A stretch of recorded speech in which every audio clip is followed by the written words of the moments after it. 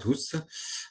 Donc on est aujourd'hui pour aujourd'hui là pour planifier la chaleur et le froid renouvelable. On aura 1 heure et demie pour détailler un peu ce qu'on entend par là. Donc le planning de ce matin, après une courte introduction, on aura deux intervenants de l'association Amorce, Étienne Babot et Camille Reynaud, qui vont voilà, brosser un peu le pourquoi du comment et le comment du pourquoi sur la planification de la chaleur et du froid. Ensuite, Estelle Delfos de l'ADEME va vous présenter ENR Choix, qui est un outil d'aide à la décision sur la chaleur et le froid renouvelable. Et puis, on aura deux démonstrations d'outils un peu enfin, assez complémentaires hein, sur la planification de la chaleur et du froid. L'outil Therhistorie qui est développé par Aura2E, et ce sera Léo Gallon qui nous fera cette démonstration. Et puis en réseau, qui est un outil développé par le CEREMA, et c'est Luc Petitpain qui nous fera aussi une démonstration en direct. Et ben voilà, juste pour présenter rapidement Aura2E, donc on est l'agence régionale de l'énergie et de l'environnement d'Auvergne-Rhône-Alpes. On apporte une expertise multithématique sur des données notamment, mais aussi sur les filières. Notamment, on cible les EPCI, on organise 60 événements par an environ. On répond à 1500 sollicitations. On développe des filières, bois, énergie, solaire thermique, méthanisation, géothermie, investissement citoyen, hydrogène, rénovation des bâtiments publics. Et puis, on a un réseau de partenaires, notamment européens, qui est très dynamique. Voilà, sur les webinaires, je voulais aussi vous dire que tous les webinaires qu'on organise, ils sont disponibles sur notre chaîne YouTube. Sur la chaleur renouvelable, notamment, on a 26 webinaires sur les différentes thématiques, solaire thermique, géothermie, bois énergie, chaleur fatale, réseau de chaleur, avec 30 000 vues en replay sur ces différents webinaires. On en a aussi sur le bâtiment et l'efficacité énergétique, avec des revues de projets et des détails de solutions techniques, et sur les financements et outils, notamment les C2E, euh, et, Therhistorie, mais aussi sur d'autres thématiques. En introduction, la planification, elle se déroule à différents étages hein, de notre millefeuille administratif, si je peux me permettre. Mais notamment l'État qui est en gros le grand ordonnateur, hein, puisqu'il a la mission de planifier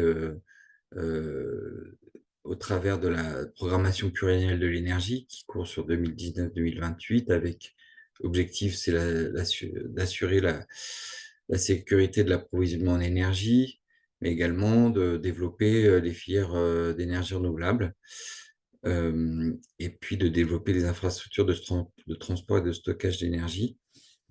Et puis récemment, il y a une loi qui a impacté directement les communes. C'est la loi APER qui vise à cibler les zones d'accélération d'énergie renouvelable. On y reviendra par la suite. La région, elle a aussi un rôle de chef de file, hein. C'est notamment via le schéma régional d'aménagement, de développement durable et des qualités des territoires qui court de 2019 à 2025 pour notre région Auvergne-Rhône-Alpes, et qui va lui aussi établir des objectifs de développement des filières d'énergie renouvelable et aussi d'efficacité énergétique. On a également le schéma régional biomasse qui va cible plus spécifiquement les filières bois énergie et biomasse liquide pour la production de biométhane notamment. Et enfin, le S3RENR, qui est un schéma qui définit les investissements dans les infrastructures de transport d'électricité, qui nous concerne moins sur la chaleur et le froid, même si l'impact de l'électrification, de la chaleur et du froid, elle peut avoir voilà, des impacts sur le réseau d'électricité. Et puis au niveau des collectivités locales, avec notamment le SCOT qui doit être compatible avec le SRADET, les PCAET qui sont obligatoires pour les EPCI de plus de 20 000 habitants et qui doivent être compatibles avec le SCOT ou le SRADET s'il n'y a pas de SCOT, les PLU, PLUI, les schémas directeurs réseau de chaleur qui sont plus volontaires, les schémas directeurs de l'énergie qui sont également volontaires et qui se développent notamment avec le soutien de l'ANEM. Et puis, donc lié à la loi APER, les zones d'accélération des énergies renouvelables qui collectivement doivent être compatibles avec les objectifs de la PPE régionalisée. Voilà, c'était un petit panorama pour mettre en perspective ce dont on va parler aujourd'hui. Et puis, je vais donc du coup laisser la parole à Amorce sur pourquoi et comment planifier la chaleur et le froid renouvelables. Merci Nicolas pour cette introduction. Oui, du coup, côté Amorce, on va vous introduire un petit peu ces questions de planification locale de la chaleur et du froid, notamment en vue de l'arrivée d'une nouvelle obligation qui est inscrite dans la directive européenne efficacité énergétique, qui verra l'obligation pour les communes de plus de 45 000 habitants de la réalisation de plans locaux de la chaleur et du froid. Donc un nouvel outil de planification énergétique aux mains des collectivités. Alors, on se présente, Étienne Babot, je suis chargé de mission réseau de chaleur et de froid chez Amorce. Et Camille Reynaud, moi je suis chargée de mission maîtrise de l'énergie chez Amorce également. Alors, Amorce, on est une association de collectivités et de professionnels qui accompagnent les maîtres d'ouvrage engagés dans la transition écologique des territoires sur trois thématiques, l'eau, les déchets et l'énergie. Et donc, c'est dans ce cadre-là qu'on vous présente un petit peu nos travaux et quelques éléments sur ces obligations et sur la planification locale de la chaleur et du froid qui impactent fortement les collectivités, notamment les collectivités d'Auvergne-Rhône-Alpes. Alors, avant de commencer, un chiffre à garder en tête, c'est que quasiment la moitié de l'énergie consommée en France l'est pour la chaleur et le froid. Alors, quand on parle chaleur et froid, c'est la production de chauffage, d'eau chaude sanitaire, de climatisation, de froid et de procédés industriels. Donc, c'est une part importante de la consommation énergétique sur les territoires et donc elle a vraiment une place prépondérante pour la transition énergétique sur les territoires. Aujourd'hui, seuls 27,2% de cette chaleur est d'origine renouvelable ou de récupération. Donc l'objectif, c'est d'aller augmenter cette part de chaleur, de renouvelable ou de récupération. Alors si on se concentre sur la production de chaleur et de froid dans le secteur résidentiel, même s'il est important de garder à l'esprit que la planification de la chaleur et du froid, c'est pas seulement le secteur résidentiel, mais c'est également notamment le secteur tertiaire. Ce qu'on voit aujourd'hui, c'est que au total, le secteur résidentiel consomme 309,5 TWh d'énergie finale. Et la production, pour le chauffage et l'ECS, pardon, et la production de cette énergie finale, elle est fortement carbonée. Ce qu'on voit ici, c'est qu'il y a encore notamment 37 de gaz, 12 de fuel, donc qui sont des énergies fortement carbonées, et 70 des immeubles collectifs qui utilisent encore des modes de chauffage individuels. Donc, ceci peut se résumer par le fait qu'il y a beaucoup à faire dans le secteur résidentiel aujourd'hui en France pour la planification de la chaleur et du froid. Et oui, en Auvergne-Rhône-Alpes, nous avons un potentiel de mobilisation des énergies renouvelables et de récupération qui est assez fort.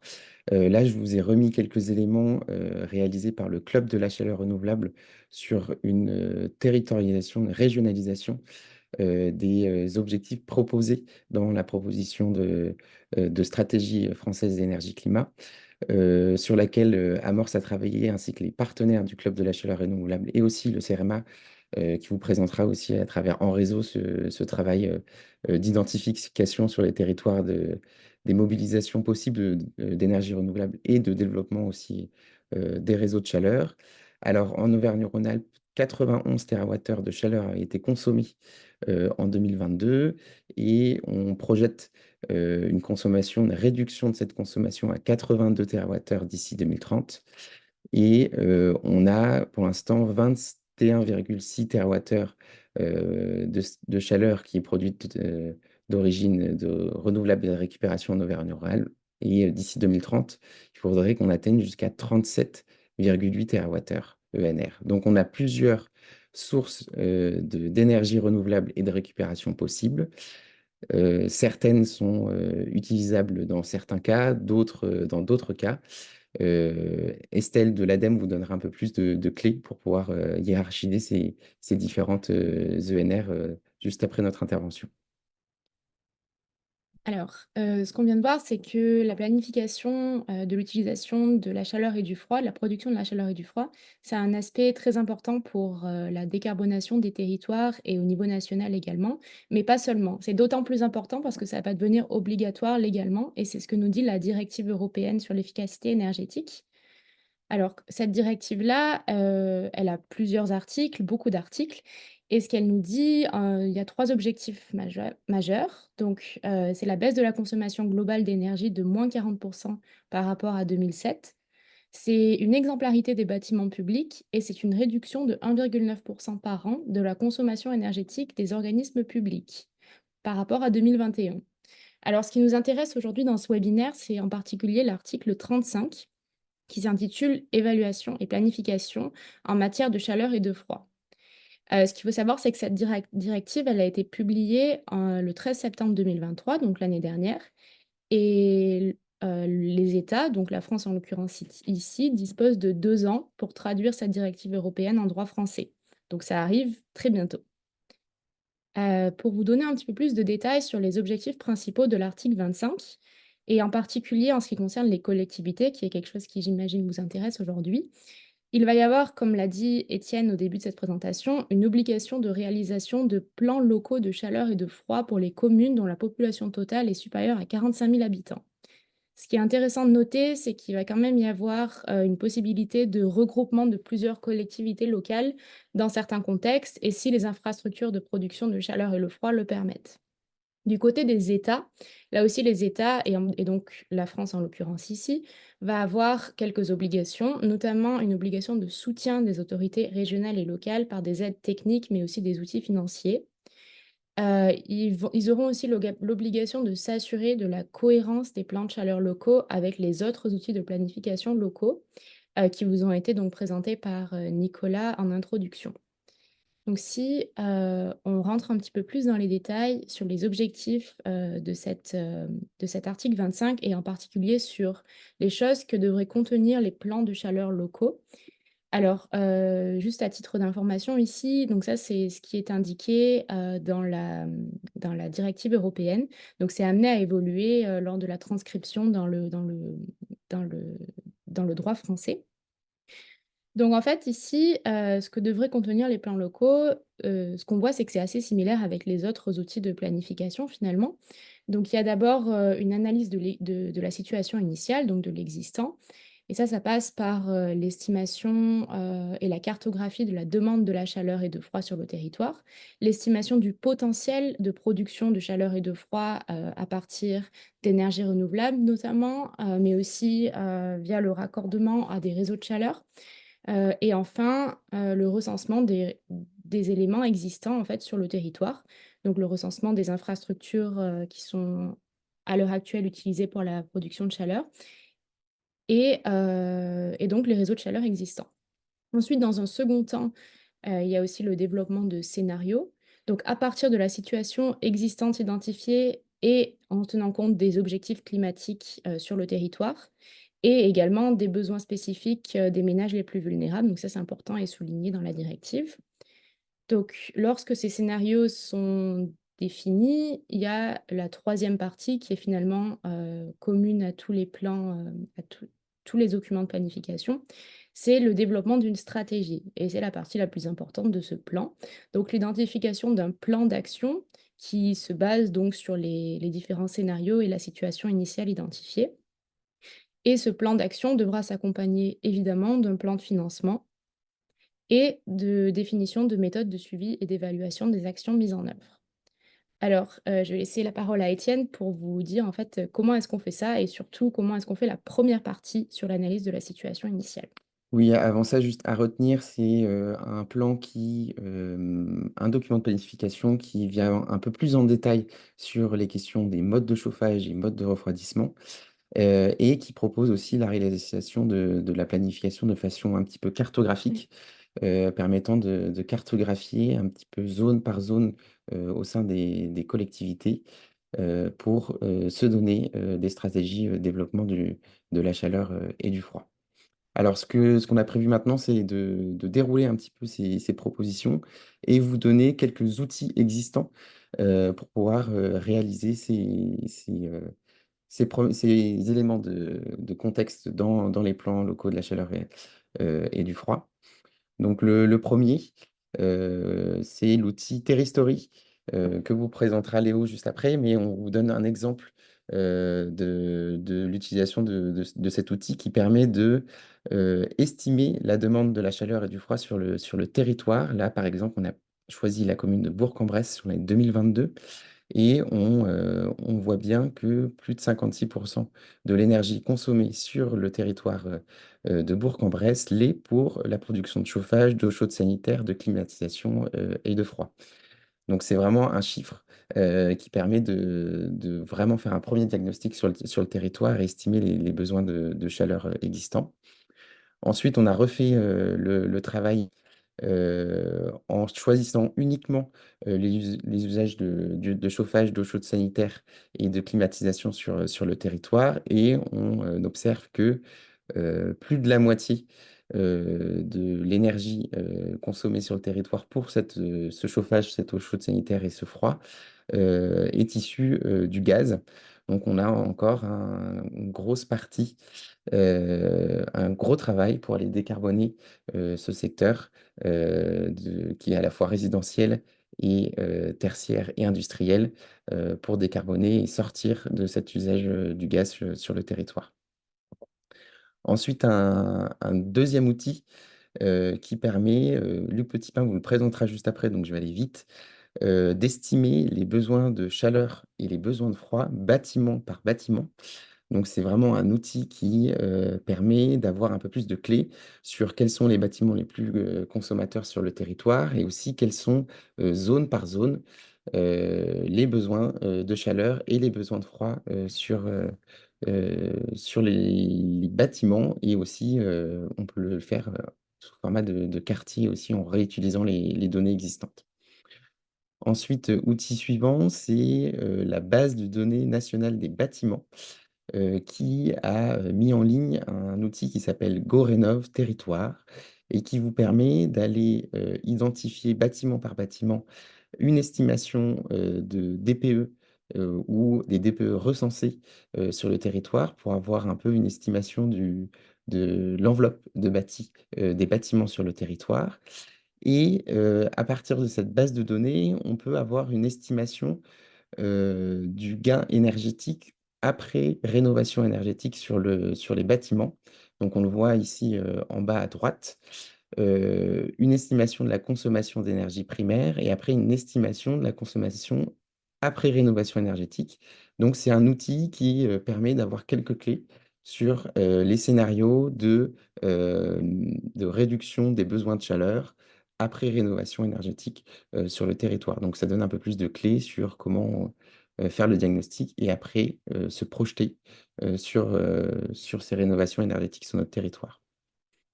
Ensuite, outil suivant, on reste sur la base de données nationale des bâtiments.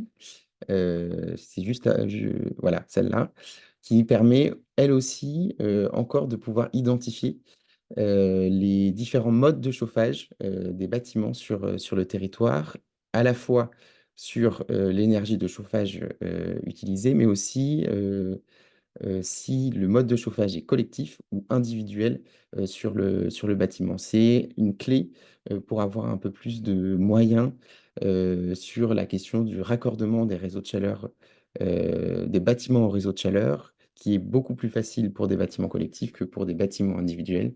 Donc, on permet avec cet outil d'avoir quelques clés pour identifier les chauffages collectifs ou individuels sur le territoire.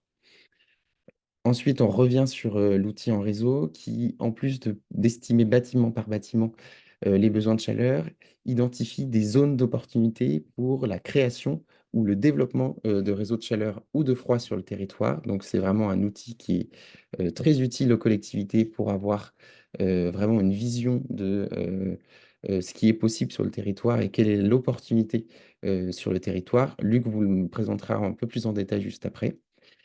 Et ensuite, on revient un petit peu sur la BDNB, mais un travail qui a été réalisé avec France Chaleur Urbaine d'identification à partir des traceaux des réseaux de chaleur existants, des potentiels de raccordement des bâtiments à proximité des réseaux existants. Là, on voit sur la carte les bâtiments en vert déjà raccordés au réseau existant et des bâtiments en bleu qui sont des copropriétés ou du tertiaire hem, en mode de chauffage collectif qui sont à proximité du réseau de chaleur et qui pourraient venir se raccorder techniquement sur le réseau. Et après, une hiérarchisation des différents bâtiments et des potentiels de raccordement bâtiment par bâtiment. Ensuite, enfin, on revient sur un réseau qui, 3e gros élément d'un réseau qui permet d'identifier les sources d'ENR et de récupération mobilisables sur le territoire, donc permettant de faire un peu une cartographie sur le territoire des sources mobilisables et le lien possible avec les réseaux de distribution à proximité. Ensuite, un élément pour vous donner des clés économiques, puisque ces plans locaux de la chaleur et du froid ont une volonté d'étudier économiquement le prix du changement de mode de chauffage sur les territoires. Donc nous, on a 2 outils qui sont des outils Excel, qui sont des outils de calcul paramétrable du coût global des modes de chauffage pour le tertiaire comme pour le résidentiel. Donc c'est 2 outils qui sont à télécharger sur notre site internet et qui permet en coût global de comparer économiquement les modes de chauffage en prenant en compte le bouclier tarifaire, les subventions aux différents modes de chauffage pour différentes typologies de bâtis. En ce moment, on travaille à la mise à jour de cet outil qui sera publié au grand public d'ici 2025 sur France Chaleur Urbaine, donc il pourra être réutilisé par le grand public. Donc c'est vraiment un outil qui permet d'avoir plus de clés économiques sur les modes de chauffage et c'est vraiment un outil parlant parce que quand on parle aux copropriétés ou aux collectivités d'outils économiques et de simulation économique, ça permet d'avoir un peu plus de clés et de faire passer à l'action sur les territoires.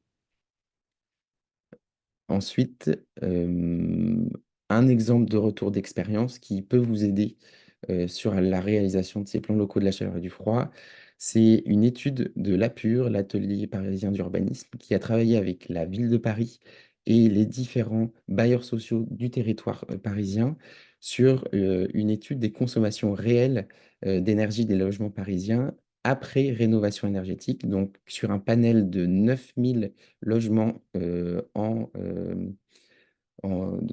bailleurs sociaux sur le territoire parisien. La PUR a réalisé un bilan technique des opérations de rénovation énergétique et du coup, ils ont fait un gros travail d'identification et de bilan avant et après travaux de rénovation énergétique. Quelles sont les consommations avant et après, donc quels sont les gains énergétiques et les gains économiques sur le territoire. Donc c'est une méthodologie qui est bien développée et qui peut être reprise pour réaliser ce travail aussi sur vos territoires. Et enfin, la PUR a fait aussi le même travail, mais plutôt côté froid, puisque ces plans locaux parlent aussi de froid d'identification de scénarios de développement de réseaux de froid sur le territoire, mais aussi une méthodologie pour hiérarchiser les besoins de climatisation sur les territoires en fonction des usages et donc de se donner un petit peu des plans d'action de développement du réseau existant, mais aussi de recours au mode de refroidissement sur des bâtiments qui seraient trop loin du réseau de froid existant et qui ne pourraient pas être raccordés sur le réseau de froid. Donc, c'est deux études avec des méthodologies qui sont très intéressantes à réutiliser pour faire le bilan des opérations sur le territoire et se donner des clés pour évoquer des scénarios sur le territoire. Voilà, j'en ai fini avec les différents outils exhaustifs. Luc et Léo vous présenteront Terristory et en réseau un peu plus en détail juste après. Juste une dernière clé à vous donner, c'est la question du changement de mode de chauffage de l'individuel au collectif, qui est une grosse problématique sur les territoires et qui pose beaucoup de questions. Côté amorce, avec les partenaires, la FEDEN, le CIB, l'ADEME et la DGEC, nous avons travaillé l'année dernière dans un groupe de travail pour aller identifier les freins économiques, techniques et juridiques du passage de mode de chauffage individuel en collectif pour venir à la fois soit se raccorder au réseau de chaleur, soit aller mobiliser des modes de chauffage collectifs, mobilisant des ENR ou des pompes à chaleur collectives sur le territoire. Donc, on a fait un travail un peu d'identification des différentes typologies existantes sur le territoire. On a plusieurs typologies de bâtiments qui sont chauffés en individuel gaz et avec production d'eau chaude sanitaire gaz sur le territoire et qui pourraient venir avec l'ajout d'une boucle d'eau chaude secondaire dans les bâtiments existants et un réseau de distribution dans les appartements, de pouvoir se raccorder à un réseau de chaleur ou aller mobiliser des ENR en pied d'immeuble. Donc, on a différentes typologies. Une première, c'est eau chaude et chauffage individuel gaz. La deuxième, c'est chauffage individuel électrique en convecteur avec une production d'eau chaude individuelle en ballon d'eau chaude électrique. Et deux autres typologies avec du chauffage déjà distribué par du réseau de chaleur, mais de l'eau chaude sanitaire individuelle dans le logement ou une dernière typologie avec du chauffage collectif gaz et de l'eau chaude sanitaire individuelle, soit électrique, soit gaz dans les logements. Donc on a, sur un panel de plusieurs retours d'expérience, essayé de ressortir des données économiques, techniques et juridiques pour identifier un petit peu les freins. Donc sur la slide suivante, on vous donne une fourchette de montants nécessaires pour l'installation de cette boucle d'eau chaude secondaire et des travaux associés, à la fois la colonne montante, mais à la fois aussi le réseau de distribution dans les logements et les émetteurs dans les logements. Donc, lorsque nous avons un mode de chauffage individuel au gaz et on fait en sorte de le raccorder à un réseau de chaleur existant en mettant en place une colonne montante et un échangeur de chaleur en lieu et place de la chaudière individuelle gaz, un module thermique d'appartement. On a une fourchette de montant par logement qui est autour de 7 à 10 000 euros. Donc, c'est un montant important qui est donc le plus gros frein à l'installation de ces boucles d'eau chaude secondaire et donc le raccordement de logements en mode de chauffage individuel au réseau de chaleur. C'est ce frein économique puisque c'est un coût élevé pour les maîtres d'ouvrage.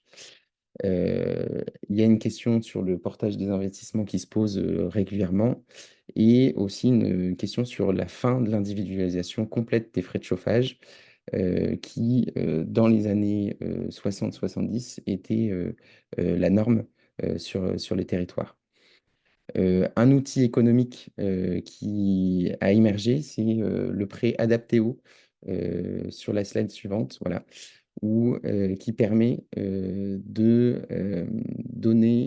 d'aider économiquement les bailleurs sociaux aux travaux de changement de mode de chauffage de l'individuel au collectif pour soit le raccordement au réseau de chaleur mobilisant des ENR et R, ou la mise en place d'un mode de chauffage collectif mobilisant soit de la biomasse, du solaire thermique, des packs géothermiques ou des packs aérothermiques collectives.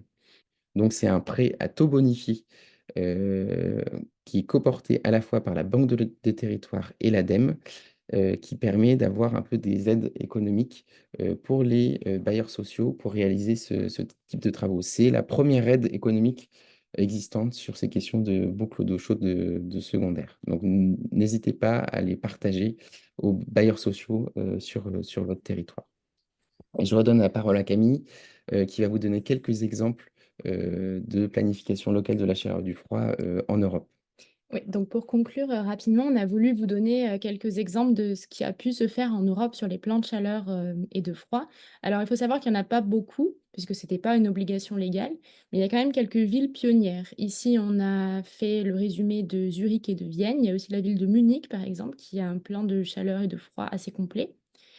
Donc ce qu'on voit sur cette slide ici, c'est que les villes de Vienne et Zurich ont fait une planification donc, de la chaleur et du froid dans un document qui date de 2022 avec des actualisations fréquentes et notamment une dernière actualisation en 2024 où il y a eu la publication donc, de cartographies donc, qui permettent vraiment d'identifier les différentes zones de la ville et les différents scénarios et les différentes stratégies qui sont adoptées pour chacune de ces zones. On retrouve dans ces plans de chaleur pour ces deux villes-là un petit peu le plan proposé par la directive européenne. Donc il y a bien un diagnostic de l'existant et une cartographie de la consommation et des potentiels existants dans chacune des villes. Il y a ensuite une deuxième étape qui est la définition de scénarios. Là, ça va être un petit peu adapté à chacune des villes et aux objectifs climatiques des pays en question. Et enfin, on retrouve un plan d'action détaillé pour chacune des villes. Donc ces actions-là, elles se déclinent un petit peu différemment selon les plans d'action. Mais par exemple, pour la ville de Zurich, ces actions, donc sur la slide suivante, on a... Oui, oui, donc on a sélectionné une action, mais il y en a beaucoup. C'est en particulier le développement de réseaux de chaleur urbains. Donc, il y a un petit peu deux cas de figure. Les réseaux sont existants et vont être densifiés, ou alors les réseaux sont planifiés et vont être créés de toutes pièces. Donc, on a deux étapes dans la description de cette mesure qui sont assez intéressantes. On a la partie chiffrage, donc on a des objectifs chiffrés avec des étapes intermédiaires en 2035, avec une étape intermédiaire en 2035 et une étape finale en 2050 avec des objectifs en pourcentage. Et ensuite, on a une méthodologie différenciée pour atteindre ces objectifs selon la zone. Et c'est ce qu'on voit dans la cartographie en bas de slide ici. Donc chacune des zones identifiées donc avec des couleurs différentes a une stratégie de développement du réseau de chaleur différente. Donc on a vraiment un petit peu les deux étapes, réflexion en termes d'objectifs chiffrés et réflexion en termes de zones dans la ville. Donc ça, on a trouvé ça particulièrement intéressant. Et voilà. Donc on vous remercie pour votre attention. Oui, on vous redonne juste quelques Ouais. éléments côté amorce. Nous, on travaille sur une note qu'on publiera d'ici la fin de l'année 2024 sur quelques éléments, quelques clés pour la réalisation de ces plans locaux de la chaleur et du froid euh, par les collectivités. On travaille aussi sur une note sur l'impact de la transition énergétique sur le système gazier qui vous permettra de vous donner un peu plus de clés sur l'avenir des réseaux de gaz au sein des collectivités et l'impact de la transition énergétique sur ces réseaux de gaz. Et Camille, toi, tu travailles sur une publication, je te laisse. Oui, sur la décarbonation des modes de chauffage dans le collectif. Et comment passer notamment d'un chauffage individuel à un chauffage collectif.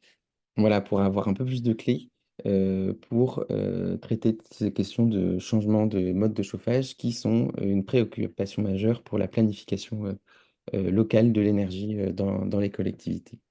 Donc, Eh merci bien, de votre attention et n'hésitez pas à nous poser des questions dans le chat ou par mail sur cette question. merci à vous deux. C'était très complet. Je vous propose du coup de passer à l'intervenant suivant, sachant que vous avez l'occasion de poser vos questions via le chat et que Camille et Étienne se feront un plaisir d'y répondre et qu'on aura peut-être un petit temps derrière de questions-réponses si le temps nous le permet. Mais je vois que le temps file, donc je vais tout de suite passer la parole à Estelle Delfos qui va vous présenter l'outil NR Choix. Oui, merci Nicolas. Donc oui, je suis Estelle Delfos, je fais partie de l'équipe chaleur renouvelable de la direction régionale Auvergne-Rhône-Alpes de l'ADEME et je remplace ce matin Lorraine Dagalier qui s'excuse de ne pouvoir être là. Elle devait animer un autre événement, mais qui est la référente réseau de chaleur pour notre direction. Voilà, donc on va vous présenter, enfin je vais vous présenter l'outil ENR Choix qui complète tout ce que vient de dire et présenter Amorce et que donc les villes peuvent s'emparer de cet outil, pour justement structurer leurs réflexions sur tous leurs sujets énergétiques. Et puis, c'est important que les collectivités l'aient en tête parce que si elles veulent un financement et elles demandent un financement de l'ADEME, les projets seront tous analysés, via cet outil. Donc comment ça s'articule? Donc il s'articule en 3 points. Donc le 1er, c'est travailler sur la sobriété. Donc on a tout un travail de, réduction des consommations d'énergie puisque, on le sait tous, la meilleure énergie, c'est celle qu'on ne consomme pas. Donc il faut d'abord penser à sobriété, énergétique sur, limiter les consommations, mais déjà liées au comportement et puis avoir tout un travail après sur l'efficacité énergétique des bâtiments. Et la sobriété, elle est, important à 2 niveaux. Alors, déjà au niveau de l'ADEME pour les financements, pour l'instant, c'est juste un indicateur, mais ça pourrait devenir dans les années à venir un facteur discriminant pour l'octroi des subventions. Et puis quand on parle d'énergie renouvelable, on parle beaucoup d'investissements qui sont souvent très importants et donc c'est important de travailler en amont sur l'efficacité énergétique afin d'optimiser les dimensionnements des installations et donc d'optimiser, aussi les investissements. Donc 1er point, la sobriété absolument. Ensuite, c'est tout ce qu'on présentait avant Amorce. On va regarder est-ce qu'il y a des possibilités de mutualiser les besoins, les moyens de production? Donc la première étape, c'est de dire: «Est-ce qu'il existe un réseau de chaleur?» Donc on en a parlé tout à l'heure, il y a un certain nombre d'outils, notamment France Chaleur Urbaine. On va regarder est-ce qu'il y a un réseau existant et est-ce qu'à côté de ce réseau, on a des possibilités, d'extension de ce réseau? Est-ce que les besoins à proximité de ce réseau sont suffisants pour étendre ce réseau? S'il y a pas de réseau, on va aller regarder est-ce qu'il y a suffisamment de besoins sur mon territoire pour créer un réseau? Ça, c'est la deuxième phase et là, il y a de nouveau des outils qu'on présentait, succinctement, Amorce, mais qui vont être présentés, par le CEREMA. C'est En Réseau qui va vous donner déjà une idée du potentiel et donc une fois qu'on est-ce qu'il y a possibilité ou pas de mutualiser? On va s'intéresser, à quelle énergie je vais utiliser. Donc la première étape, là encore, il y a une espèce de classification, de hiérarchisation des énergies, puisqu'on va d'abord, est-ce qu'il y a des énergies existantes sur place? Donc est-ce que, j'ai un incinérateur, d'ordures ménagères à proximité? Est-ce que, il y a une usine et j'ai de la chaleur fatale à récupérer? Est-ce qu'il y a des eaux usées? Est-ce qu'il y a un data center? Donc ça, c'est la première étape, identifier tous ces vecteurs, d'énergie locale. Si on n'a aucune de celles-ci, on va aller regarder, ah, est-ce que la géothermie est possible? Donc là encore, il y a des sites pour identifier, le potentiel de géothermie. Est-ce que le solaire thermique, c'est possible? Et enfin, on va s'intéresser à la biomasse. Donc voilà un peu la classification, à avoir en tête et on vous conseille vraiment, alors ça va comme dans les plans locaux là, dont on est parlé, d'aller vers un schéma directeur, des énergies ou schéma directeur des réseaux de chaleur pour vous aider dans cette démarche. Donc voilà, moi je vais, faire finalement rapidement et en conclusion, dire vraiment de réfléchir sa stratégie énergétique de façon, globale et de s'emparer de tous ces outils qu'il y a, que ce soit En Réseau, France Chaleur Urbaine, ENR Choix, la BDNB, voilà, de tous s'emparer de ces outils, qui sont pour la plupart gratuits et qui vous aident dans votre, analyse et votre stratégie énergétique. Eh bien, merci Estelle. On va du coup vous en présenter l'outil Terry Story. Donc c'est Léo Gallon qui intervient. Léo, est-ce que tu es là? Oui, je suis là. Bonjour à tous. Eh bien, parfait, merci. Eh ben, c'est parti, je vais vous présenter l'outil Telestory en petit peu de temps. Alors, déjà, un bref panorama de l'outil, de qui le porte et des buts qui le complètent. Donc, l'idée de Terristory, c'est que c'est un outil d'aide à la décision qui est à destination des collectivités et de leurs accompagnateurs, qui possède principalement deux volets de fonctionnalité. Le premier, ça va être ce qu'on appelle en interne un hub de données de la transition énergétique et écologique, puisque dans cet outil, vous allez retrouver tout un tas de données.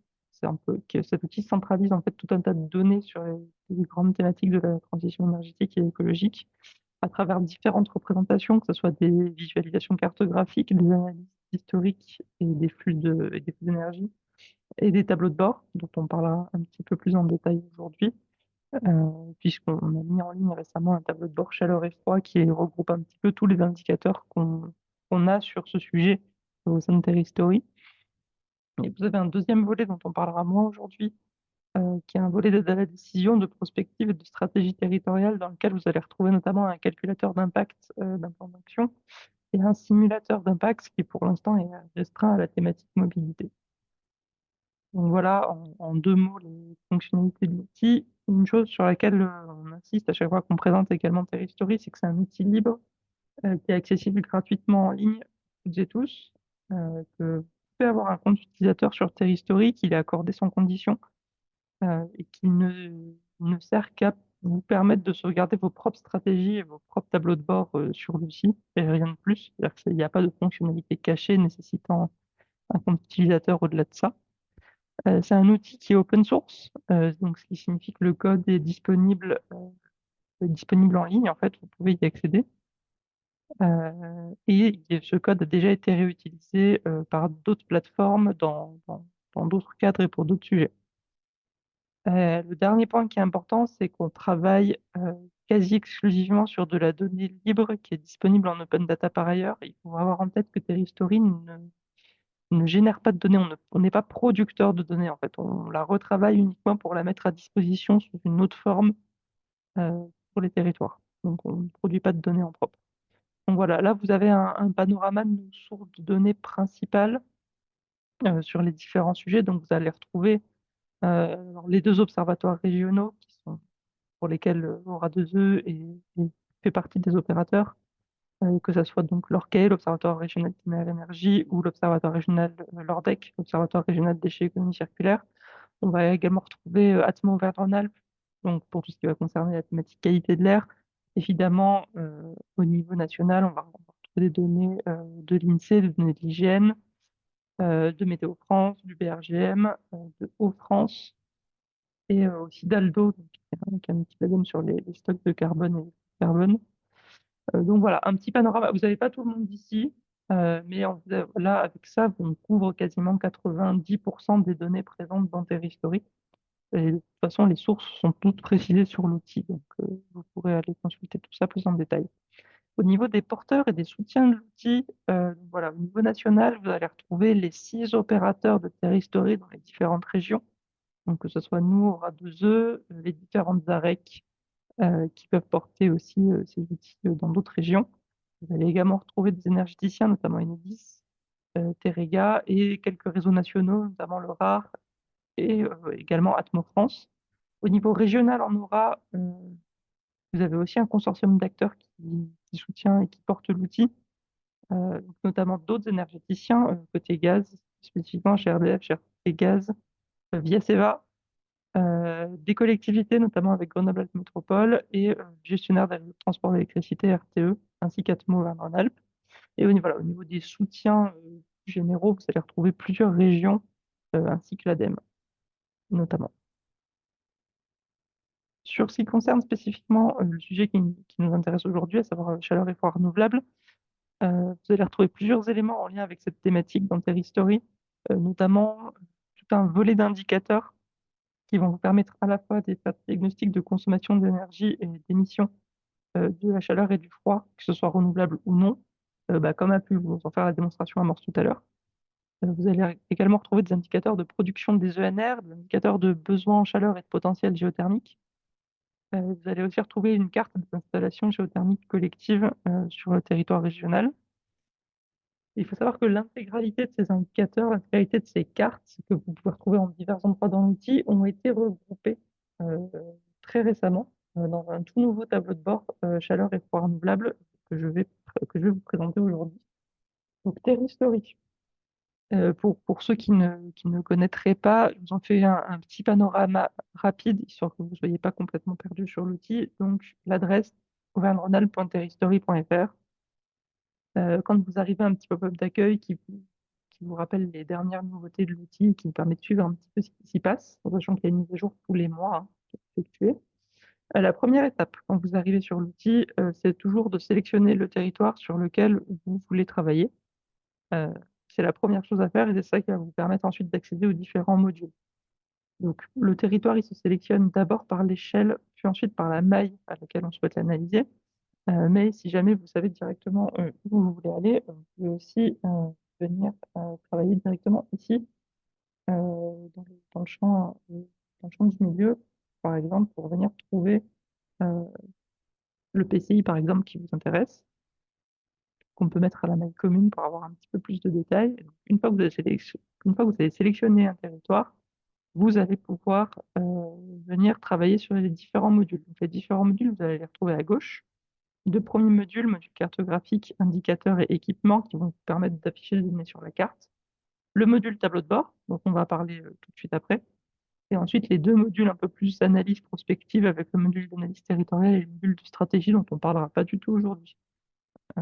Mais voilà, il faut savoir qu'ils existent. Et si vous avez de la curiosité, vous pouvez aussi aller les voir un peu plus en détail après ce webinaire.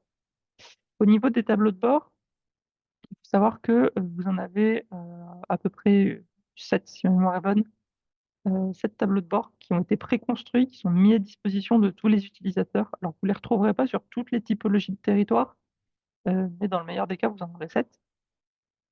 Et donc voilà, on les met à votre disposition et ils vous offrent sur chacune des thématiques associées un panorama un petit peu des indicateurs qu'on est capable de proposer au sein de Terry-Story sur ce sujet. Et donc là, aujourd'hui, on va aller voir le tableau thématique chaleur et froid que vous allez retrouver juste ici, qui est disponible à toutes les échelles, excepté l'échelon régional, me semble-t-il, pour l'instant, puisqu'on a des indicateurs qui ne fonctionnent pas, qu'on ne met pas à disposition à l'échelle régionale parce qu'ils présentent des données qui sont trop locales et qui seraient assez illisibles si on venait se pencher sur une représentation trop large. Donc au niveau de ce tableau de bord, vous allez retrouver 3 grandes thématiques. Une première thématique, vous allez retrouver différents graphiques, différents éléments cartographiques sur la consommation de chaleur et de froid. Une deuxième partie sur les besoins en chaleur. Pardon, vous allez avoir 4 thématiques. Je m'oublie. Une dernière sur le détail de la production de chaleur et de froid renouvelable sur le territoire. Et enfin, une dernière une dernière partie qui va vous présenter le potentiel de production ENR associé à la chaleur et au froid sur le territoire sélectionné. Et enfin, une toute dernière partie qui vous présente diverses ressources qui vous permettront d'aller plus loin sur le sujet. Donc voilà, vous avez là un panorama global de tout ce que Terry-Story peut proposer sur le sujet de la chaleur et du froid renouvelable. Je vais rentrer un petit peu dans le détail des différents graphiques qu'on vous met à disposition et vous en montrer aussi certains directement sur la partie carte. Donc voilà, là vous allez retrouver différents éléments sur la consommation d'énergie et sur la consommation d'énergie résidentielle par habitant. Donc là, vous avez consommation d'énergie, tout secteur confondu, uniquement sur les usages qui nous intéressent, à savoir froid et chaleur. Vous avez également une évolution de cette consommation qui vous est proposée ici par rapport à l'année de référence 2015. Donc voilà, là, en sachant qu'on est bien sur le territoire du bassin de Bourg-en-Bresse, que j'ai sélectionné au début, mais encore une fois, je le répète, ce tableau de bord, vous pouvez venir l'appliquer sur le territoire de votre choix et ça vous permettra d'afficher les données de ce territoire en question. Vous avez ici la répartition de ces mêmes usages de consommation, mais uniquement pour ce qui concerne la partie résidentielle. Alors voilà, il faut savoir que si jamais vous souhaitez afficher d'autres données, vous pouvez aussi venir cocher ou décocher des secteurs, des usages en plus, c'est quelque chose qui est tout à fait possible. Là, on vous a mis une présélection qui me paraissait pertinente pour le sujet qu'on traite aujourd'hui, mais c'est une possibilité que vous avez. En plus de ça, on vous met également en rappel l'évolution des consommations d'énergie pour les secteurs tertiaires et résidentiels un peu plus sur les 12 dernières années, qui vont vous permettre de constater que voilà, on a quand même une évolution à la hausse de la consommation du secteur tertiaire sur ce territoire et une légère baisse des consommations du secteur résidentiel. Donc là, on est tout usage confondu, hein. Pour rappel, cette fois, on n'a pas le tri par usage, on est tout usage confondu sur ce graphique-là. Et voilà, une dernière cartographie qui peut être intéressante, qui présente la part des ménages en précarité énergétique logement, qui est donc un indicateur qui est calculé par Geodis, que vous allez retrouver juste ici. Ensuite, vous allez retrouver la cartographie des besoins en chaleur et en froid. Donc voilà, avec une cartographie qui vient vous présenter ici en rouge les zones où les besoins sont les plus importants. Et là, pareil, pour ce qui concerne les besoins industriels, vous allez avoir un référencement par commune des différents besoins. Un graphique, enfin 2 graphiques plusieurs graphiques, pardon, sur la production de chaleur et de froid renouvelable, avec un histogramme qui présente l'évolution historique de la production ENR sur les différentes filières produisant de la chaleur.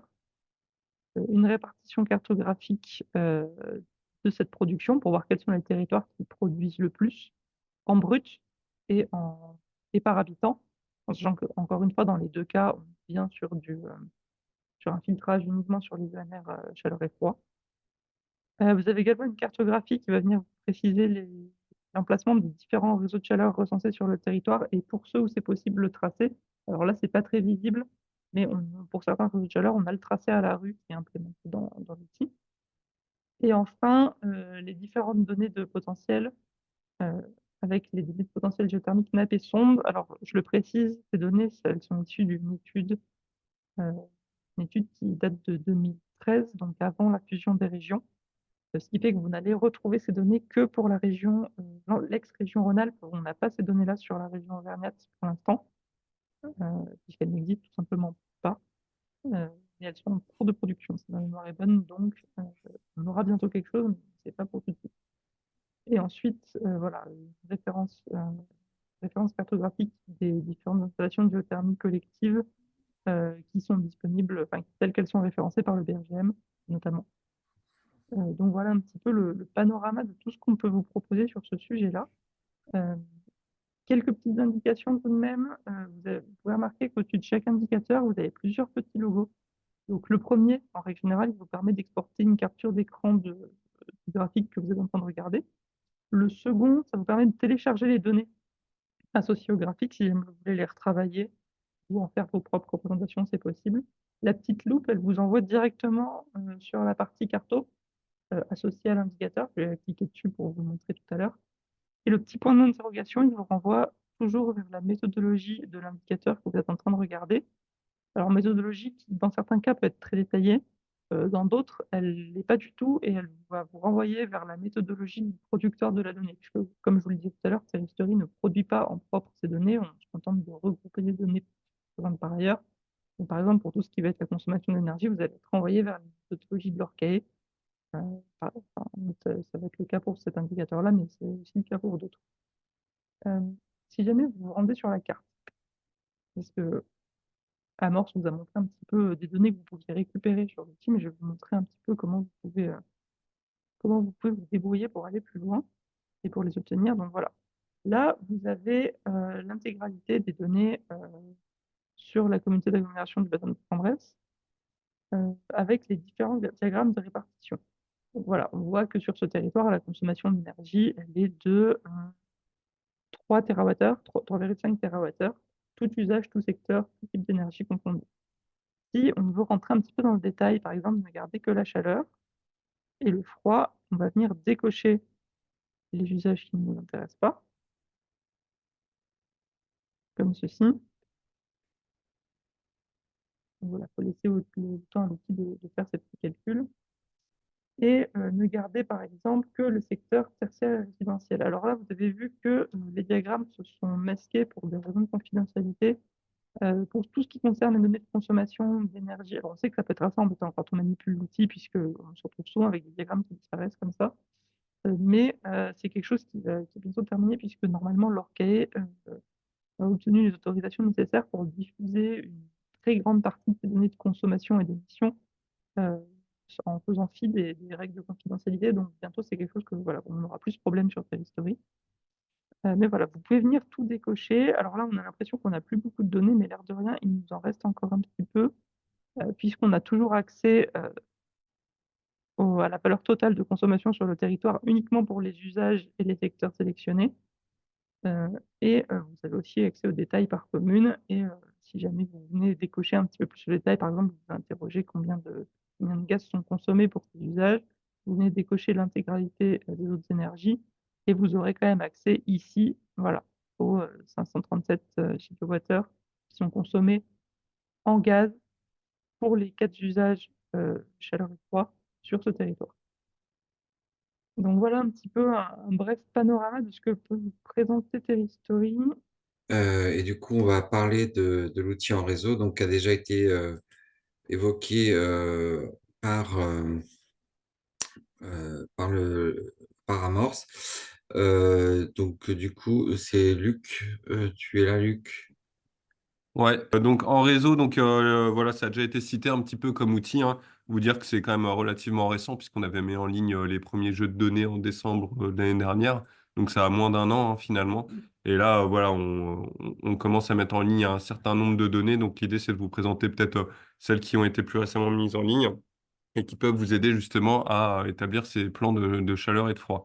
Juste pour vous dire que on n'est pas une très grosse équipe, hein, 4 personnes basées à Nantes et qu'on fait des prestations directement auprès des collectivités, en plus de nos études nationales qui sont en général financées par l'ADEME et la DGEC, dont le projet en réseau. Mais voilà, en tant que collectivité, vous pouvez solliciter le CEREMA, qui est un établissement public à la fois partagé État-collectivité, notamment chez nous pour des prestations d'AMO sur schéma directeur ou études de FESA, par exemple, le réseau de chaleur.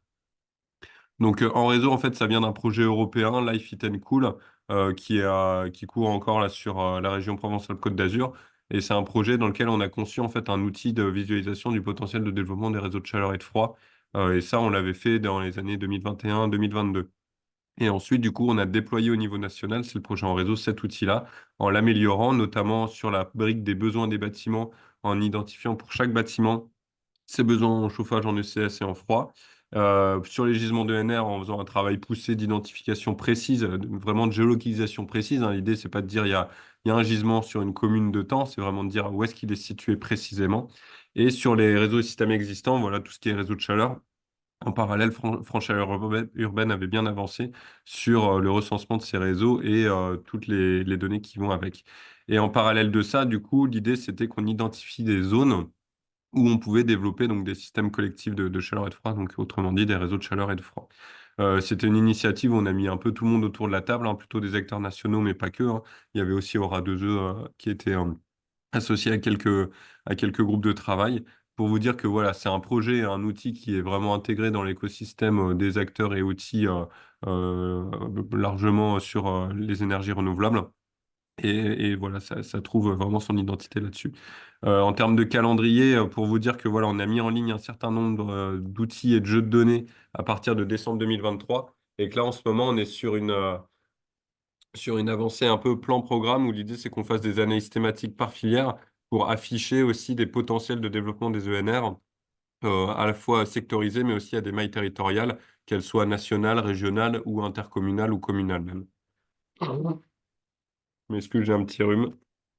Ça, c'est un peu le tableau de bord des données. Donc, c'est un peu ce qu'on retrouve finalement dans ce qui est demandé dans les plans de chaleur et de froid, hein. L'idée, c'est vraiment qu'on vienne sur une même cartographie, amener toutes les données relatives aux bâtiments d'un côté, aux gisements d'énergie renouvelable et de récupération de l'autre, et aux équipements qui font la jonction entre les deux.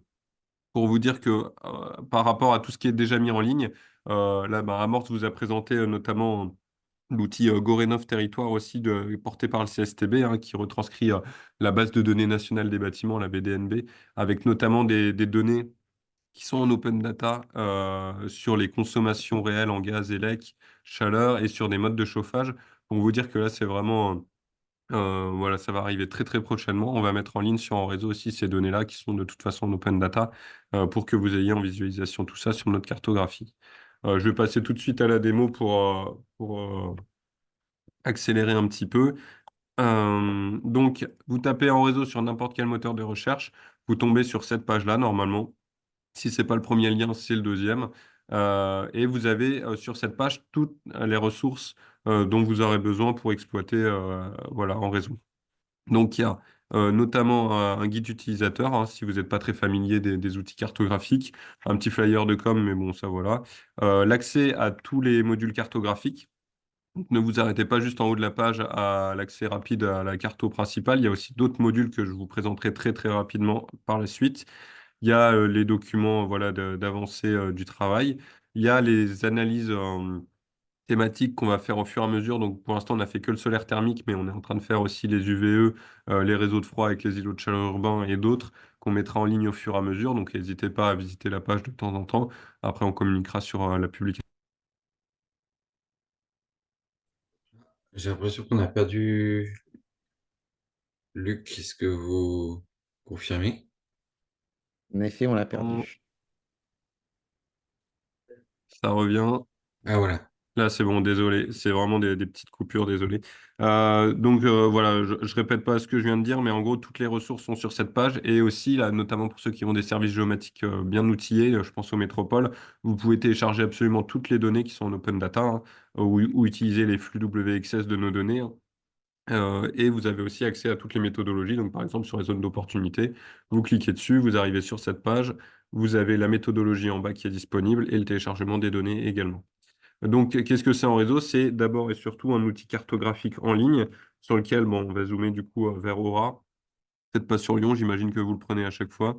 Allez, on va prendre Saint-Étienne. Donc, en fait, le cœur du projet en réseau, c'est finalement l'estimation des besoins en chaleur et en froid de tous les bâtiments résidentiels et tertiaires de France.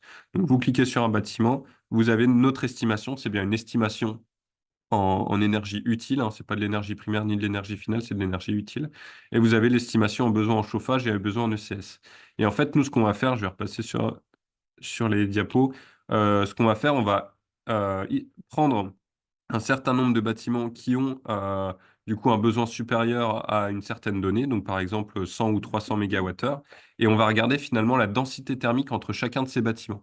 C'est une sorte de densité thermique simplifiée parce qu'en fait c'est la distance entre les façades les plus proches des bâtiments, et on va vérifier que voilà, au regard de la distance entre chaque bâtiment, finalement on a une densité thermique suffisante pour éventuellement faire un réseau de chaleur entre les deux bâtiments. Et de faire ça à l'échelle de nombreux bâtiments, ça vous crée ces sortes de toiles d'araignée qui sont finalement derrière retranscrites sous forme d'objets géomatiques, sous forme de patatoïdes de ce type-là. Donc pour les grandes villes, on a des très grandes patatoïdes. Il y en a deux types, à fort potentiel et à potentiel. À quoi ça correspond? À fort potentiel, en fait, c'est tous les bâtiments de plus de 300 mégawattheures. On regarde leur densité thermique entre, et voilà, c'est uniquement ces bâtiments qui sont sélectionnés. Et pour les zones à potentiel, c'est les bâtiments à plus de 100 mégawattheures. Euh, voilà, sur des plus petites zones. Voilà. Et dès que vous cliquez sur une zone, vous avez le nombre de bâtiments que ça représente. Donc ça, c'est les bâtiments à plus de 300 mégawattheures dans la zone. Le nombre de mégawattheures que ça représente en chauffage et en eau chaude sanitaire, et d'autres attributs que je vais vous préciser par la suite. Donc l'idée, en fait, c'est de mettre en regard donc, ces zones d'opportunité où on peut développer un réseau de chaleur. Et derrière le mot développer, on met création, extension, densification et verdissement des réseaux de chaleur. Donc l'idée, c'est de voir déjà s'il y a des réseaux. J'ai vraiment pris au hasard, donc tant mieux, il y avait un réseau sur cette ville. En plus, ça montre bien que les zones sont quand même plutôt bien construites vu que le réseau est quasiment couvert par des zones. Donc ça veut dire qu'on ne vient pas mettre des zones là où il n'y a pas de potentiel non plus. Et donc voilà, l'idée c'est de se dire, bah voilà, sur la commune de c'est Firminy, euh, bah voilà, nous on peut dire très rapidement qu'il y aurait potentiellement des extensions à étudier, voilà, là où je pointe la souris, donc sur ces zones-là. Euh, et en parallèle de ça, de se dire, bah voilà, ce réseau de chaleur, est-ce qu'il y a potentiellement de la chaleur fatale à aller chercher à proximité? Donc là, on voit clairement que c'est un réseau de chaleur qui est alimenté sans doute par une UVE, ah non, une installation électrogène, donc ça doit être de la COGE. Non, déchets ménagers, donc ouais, ils font à la fois de l'électricité et de la chaleur, du coup, avec cette unité. Et donc, l'idée, c'est voilà, potentiellement étudier si il y a des steps des data centers, des industries à proximité qui pourraient elles aussi alimenter le réseau de chaleur. Il y a aussi toutes les données de géothermie.fr hein, sur la géothermie de surface et sur la géothermie de minime importance à gauche. Je ne vais pas les déplier parce qu'il y a un certain nombre de données, donc faut sélectionner la bonne par rapport à votre territoire. Mais voilà, l'idée, c'était de centraliser toutes ces données-là. Et en installation de production, voilà, vous avez les chaufferies bois, les plateformes de stockage bois, les installations de solaire thermique, etc. Donc voilà, vous avez accès à toutes ces données-là directement. Je reviens rapidement sur donc ces zones d'opportunité. Pour les territoires un peu plus ruraux, en fait, l'idée, c'est que là, nous, nos zones d'opportunité à potentiel et à fort potentiel, on a fait un choix de notre côté CEREMA. On a pris les 100 et 300 MWh et une densité thermique simplifiée de 3. Si vous voulez jouer avec ces hypothèses-là, vous le pouvez.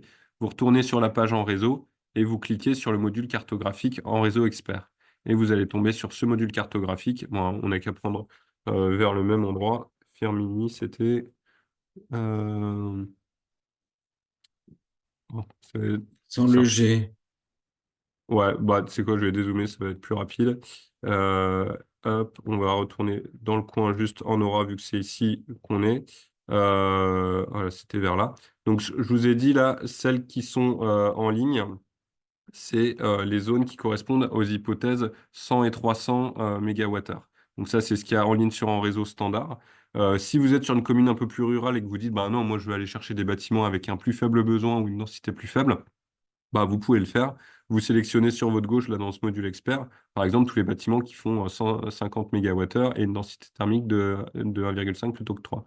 Et ça vous donne ces types de zones. En fait, c'est des zones qu'on a précalculées. C'est pas vous qui les régénérez en les calculant en direct. On les a précalculées, mais vous sélectionnez, en fait, voilà, les hypothèses de base que vous souhaitez. Et également, vous pouvez visualiser les besoins en chaleur des bâtiments en sélectionnant uniquement ceux qui, par exemple, ont un besoin supérieur à 153 MWh. Je fais ça assez rapidement, mais voilà, vous pouvez jouer avec une énorme base de données assez complexe qu'il y a derrière. Mais voilà, pour ceux qui ne sont pas géomaticiens, vous pouvez jouer avec cet outil-là directement. Je ne l'ai pas dit, mais en réseau, c'est aussi... alors, non, ça m'a mis le panneau de contrôle, du coup, je ne peux pas naviguer si c'est bon. C'est aussi la question du froid, parce qu'on parle de plan de chaleur et de froid. Et donc là-dessus, on a exactement les mêmes données, donc les réseaux de froid, les zones d'opportunité froid et les besoins en froid. Donc, par exemple, à Firmini, bon, on va peut-être prendre une commune un peu plus grande. Mais du coup, on n'est pas dogmatique, hein. L'idée, c'est pas de vous dire de faire des réseaux de chaleur et de froid partout. C'est uniquement là où il y a du potentiel. Et donc, si vous sélectionnez les couches des besoins de froid et des zones d'opportunité froid, vous avez ces données-là. Donc, dès que vous cliquez sur un bâtiment, vous avez notre estimation en froid. Voilà, ici. Et vous avez les zones d'opportunité à fort potentiel et à potentiel qui sont exactement les mêmes hypothèses que pour la chaleur. Une donnée qu'on a récemment mise en ligne, c'est la donnée des local climate zones. Et c'est en fait, ça préfigure un peu les îlots de chaleur urbains. Et là, on est en train de faire un croisement géomatique. Bon, bah, là, ça s'affiche un peu comme ça. C'est un peu brut de décoffrage. Là, c'est un peu la première fois que je l'utilise comme ça sur cet outil. Mais en gros, là, vous avez... Alors, elle est où la légende? Elle est ici. Les LCZ, en fait, ça va vous montrer là où il y a finalement des grandes tours ou de la densité de bâti qui va potentiellement générer des îlots de chaleur urbains. Et c'est d'autant plus pertinent de croiser nos zones d'opportunité froid avec ces zones potentielles îlots de chaleur urbains. Parce que comme vous le savez, si on développe la climatisation individuelle, ça peut amplifier cet effet d'îlot de chaleur urbain. Donc voilà, il y a tout un tas d'autres données que je ne vais pas détailler ici, mais n'hésitez pas à visiter tranquillement en réseau et jouer avec toutes ces données-là. Le module expert aussi, n'hésitez pas à jouer un petit peu avec. Et il y a un troisième module qui est le module 2050, où en fait on vient retranscrire les hypothèses de l'étude ADEME Transition 2050, et on voit ce que ça donne. Bon, je vais pas rezoomer sur Aura, voilà, c'est pareil, c'est peut-être un peu gros. Je vais me décaler un peu en zone un peu plus rurale. Et donc voilà, vous avez les zones d'opportunité, pareil, à potentiel ou à fort potentiel, à vous de sélectionner, ou chaleur et en froid, en fonction des différents scénarios de l'ADEME de transition 2050. Donc pour voir comment ça évolue, nous ce qu'on constate en tout cas, c'est que bah, voilà, l'algorithme, quand on le fait tourner à 2050 avec ces hypothèses-là, on voit que la solution finalement réseau de chaleur et de froid, elle diffère pas tant que ça en termes de pertinence à horizon 2050 selon les scénarios. Il n'y a que le scénario S1 où ça diminue un petit peu plus que les autres. Mais voilà, ça rassure aussi un petit peu sur le fait que la densité thermique sera encore là en 2050 avec les hypothèses de l'ADEME sur transition 2050. Je termine simplement la présentation en vous citant, donc là c'était beaucoup à l'échelle projet que je vous ai montré, mais nous l'idée c'est aussi qu'il y ait une analyse finalement à l'échelle des plans programmes. Donc, vu qu'on a une donnée à la maille bâtimentaire, on peut agréger cette donnée à n'importe quelle maille, en fait. Et notamment pour les plans chaleur et froid, du coup, à la maille intercommunale. Là, on l'a fait, par exemple, pour chaque région. Et donc, alors en reprenant aussi les données FCU sur la densification, Mais là, vous avez par exemple un objectif potentiel de développement des réseaux de chaleur voilà, sur chaque région en fonction de nos zones à potentiel et à fort potentiel. Donc voilà, ça donne ça. Pareil pour le froid, hein, on a fait le même exercice. Et on a déjà fait une analyse solaire thermique. En fait, l'idée, c'était de se dire si nos zones d'opportunité, du coup, retranscrivent finalement à la capacité de développer un réseau de chaleur, à quel point on pourrait faire pénétrer le solaire thermique au sein de ces réseaux de chaleur fictifs.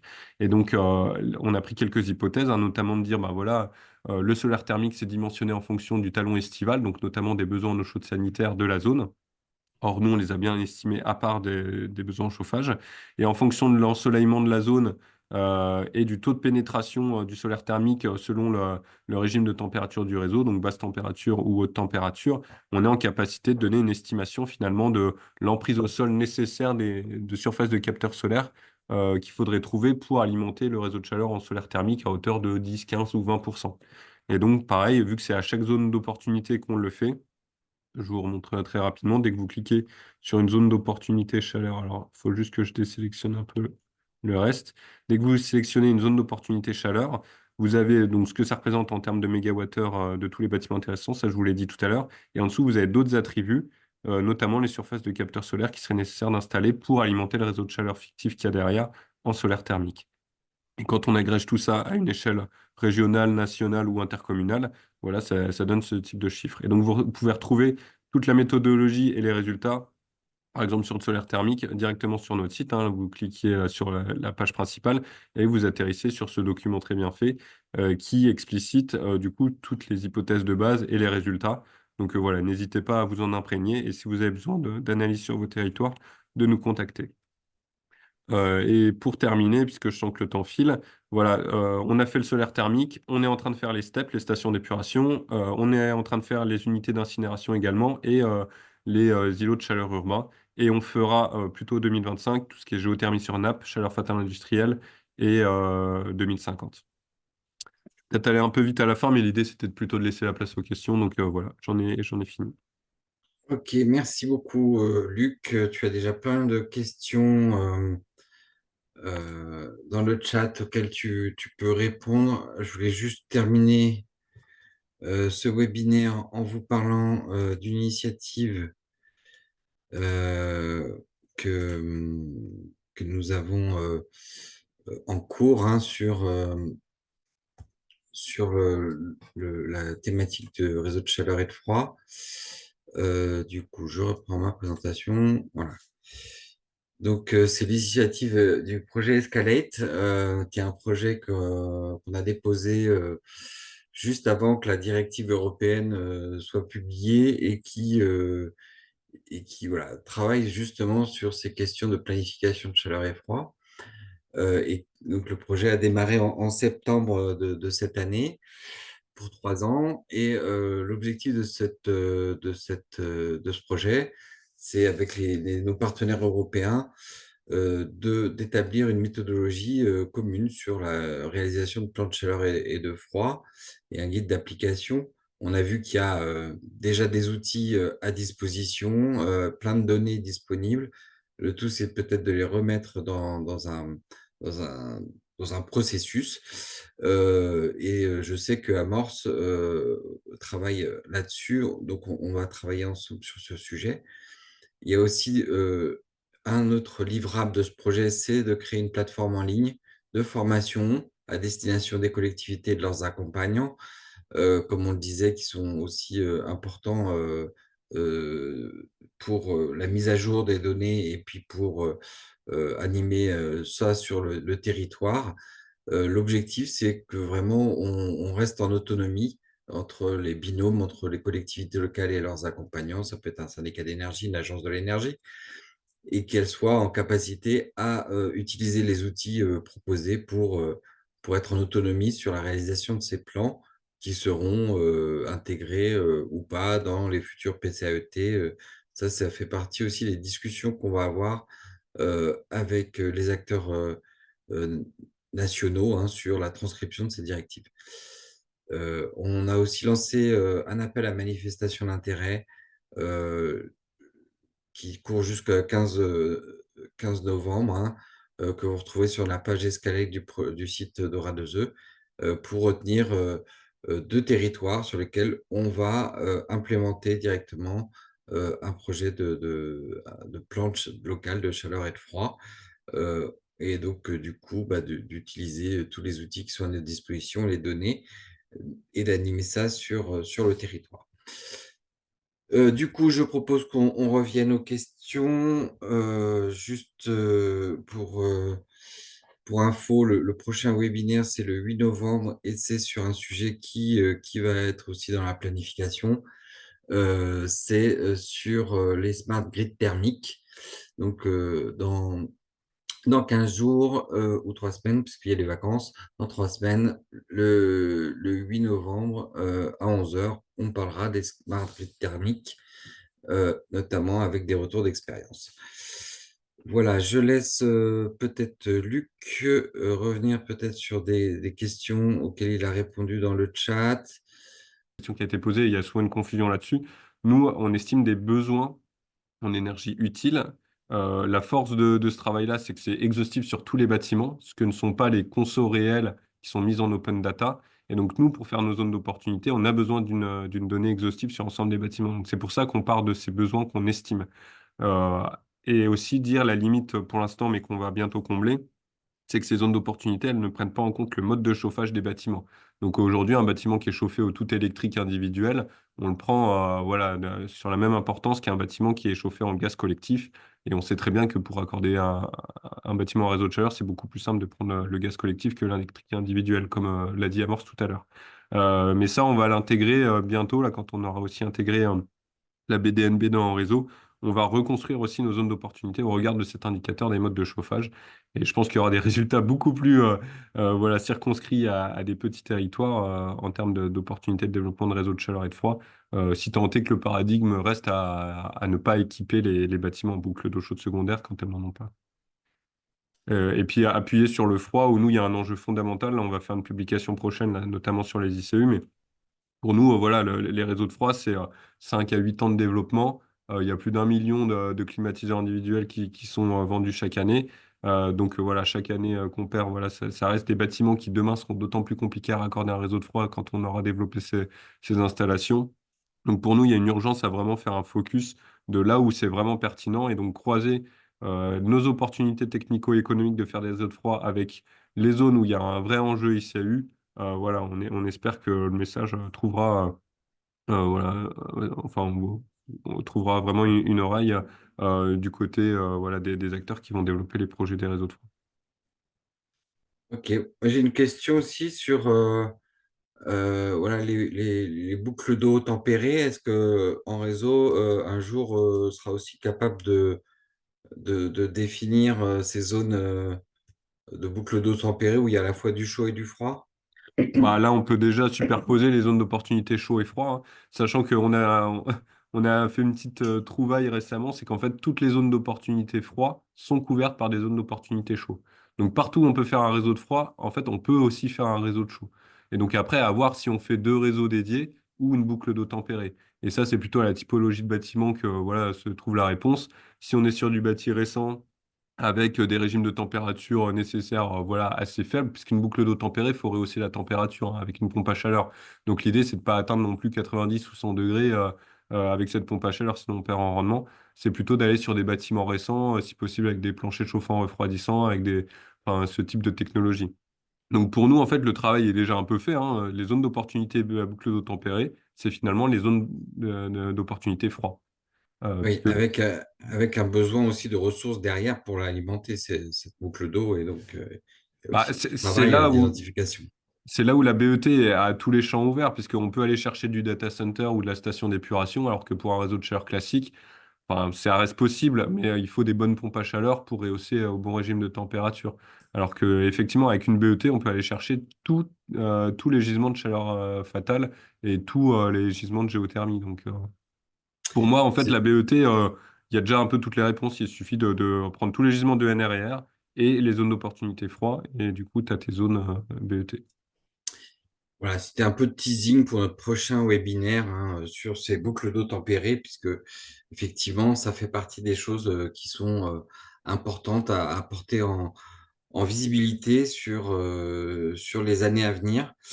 Je remercie tous les intervenants qui ont pris le temps de nous faire ces présentations, et puis je remercie tous les participants, et je vous souhaite à tous une bonne fin de semaine et un bon week-end. Merci et au revoir. Bonne journée. Merci à tous, bonne journée. Merci, revoir. au revoir. Bonne journée, au revoir.